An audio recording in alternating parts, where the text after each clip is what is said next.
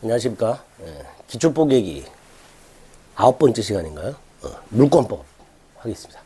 물권법은 내용이 많이 어렵죠, 여러분들 공부하실 때.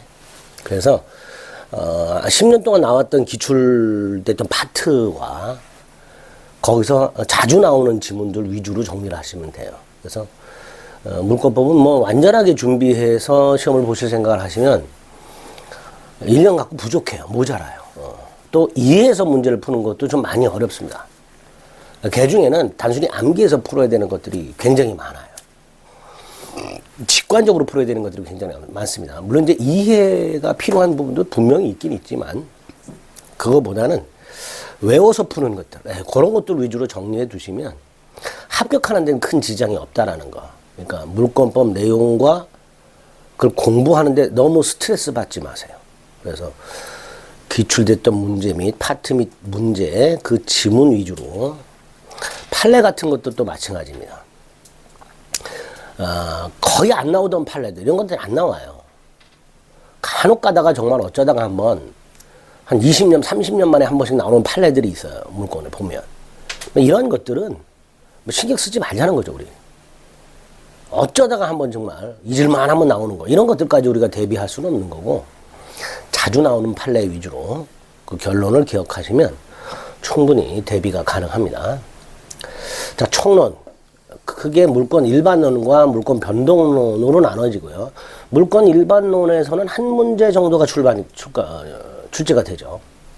그 물권 일반론에서 가장 먼저 유력한 게 물권적 청구권이죠. 이건 거의 매년 출제가 되고 단순하게 물권적 청구권이 뭐냐를 물어보게 되면 쉽게 출제가 되지만 사례 형태로 출제가 되면 대단히 어렵습니다. 특히 점유권에 기초한 물권적 청구권이 있고 소유권에 기초한 물권적 청구권이 있죠. 이걸 분명하게 구별을 한 상태에서 그에 맞는 판례와 사례 형태를 대비해야 되기 때문에 대단히 어렵습니다. 이걸 제외하고는 일물일권주의와 그 예외, 물권 법정주의, 그 다음에 물권의 우선적 효력 이런 것들은 큰 어려움이 없어요. 그래서 한 4가지 파트 정도 물권 일반론에서 정리하시면 되겠습니다. 그 중에 물권적 청구권이 제일 중요하다.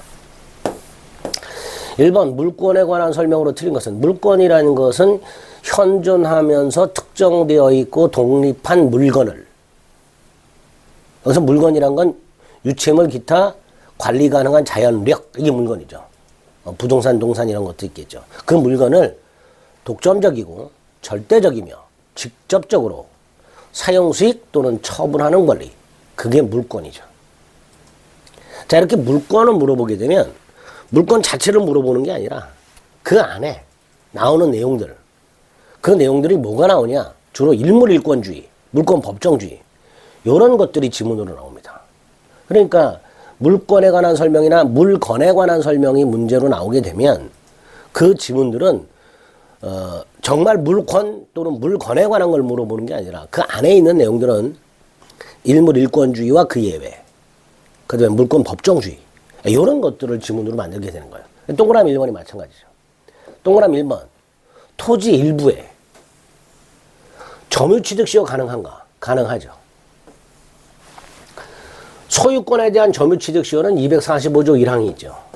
20년간 소유의사로 평온하고 공연하게 부동산을 점유한 자는 등기함으로써 소유권을 취득한다. 이게 부동산 소유권 점유취득시효죠. 이 항에는 뭐가 있어요? 등기부 취득시효가 있죠. 근데 등기부 취득시효는 소유자로 등기한 자가 10년간 소유의사로 평온하고 공연하게 선임에 과실 없이 점유해야 되죠. 따라서 토지 일부의 소유권 등기는 불가하기 때문에 토지 일부에 대한 등기부 취득시효는 안 되고 점유취득시효는 가능하다. 여기에 이제 소유권 파트 가면 나오죠. 또 2번. 이것도 이제 일물일권지 예외 지문이죠. 일동 건물의 일부도 구조상 이용상 독립성이 있고 그 다음에 이 구조상 이용상 독립성이 있는 부분을 구분 소유하겠다는 의사를 표시 구분 소유 의사 표시 이걸 줄여서 구분행위라고 하죠. 이렇게 구조상 이용상 독립성과 구분 소유 의사를 표시하게 되면 굳이 이 건물을 집합 건물로 등록을 하지 않아도 그 시점에 구분 소유권이 성립하기 때문에 그 구조상, 이용상 독립성이 있는 건물의 일부도 독립한 부동산으로 취급이 되겠죠. 3번, 지상물 중에 토지의 정착물 중에서 수목의 집단, 수목, 미분리 과실, 농작물 이런 것들은 별도의 권리가 인정된다 그랬죠. 그 중에 대표적인 건 미분리 과실이에요. 뭘 갖추면, 이름표를 붙이면 명인방법, 별도로 소유권의 객체가 된다 이렇게 되겠죠. 자, 토지에 있는 수목은 토지의 일부가 원칙이죠. 근데 그게 벌채돼서 분리가 됐어요. 그럼 독립한 물건이죠. 4번이 되겠죠. 5번이 답이겠네요. 농작물이라고 되죠. 농작물은 무조건 경작자에게 소유권을 인정한다 그랬죠.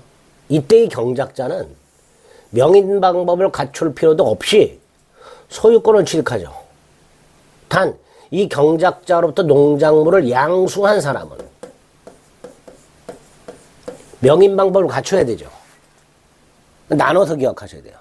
경작자는 명인 방법을 갖출 필요 없이 소유권 취득한다. 그 말은 농작물은 명인 방법을 갖출 필요도 없이 독립한 소유권의 객체가 된다. 이런 뜻이죠. 그러니까 5번이 틀린 질문이 되는 거죠. 이렇게 물건 또는 물권을 물어보게 되면 주로 일물 일권주의나 물권 법정주의를 물어보게 됩니다.